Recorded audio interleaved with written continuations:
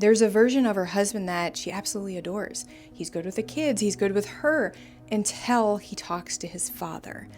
Leah has a husband who has a dad who somehow, some way, every time they talk, completely flips him inside out. So Leah's husband could be having a perfect day, a great day at work, good day with the kids, talks to his dad, comes back, he's a grouch, he's short, he's rude to her, and this has gone on for years. But now their kids are old enough to realize, oh, dad's talked to grandpa, better stay back, which absolutely breaks her heart.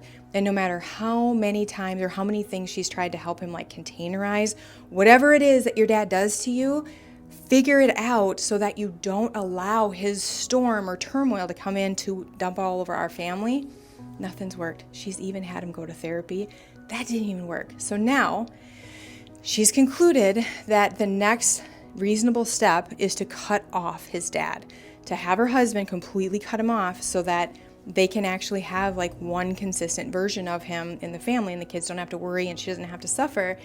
The worry that she has is she absolutely is obsessed with her mother-in-law and her sister-in-law, and she's worried that if you trim off the bad branch, that the whole tree is going to go with it. What I would focus on is less of trying to cut the dad out altogether. I can see why that's tempting. Like, just get rid of the trigger and we'll go back to normal. I totally understand that. However, when the adult child isn't the one coming up with that idea and they're not the one that really wants to do the cutting off, that can backfire in really big, unimaginable ways. Instead, I would look at what boundaries can I set that I can control on my side of the fence while we're still figuring this out. So for me, if my husband talked to his dad and then came back a grouch or talked condescending to me, my boundary would be, I'm no longer going to have a conversation with you, or I'm stopping the conversation if you talk to me in a condescending tone.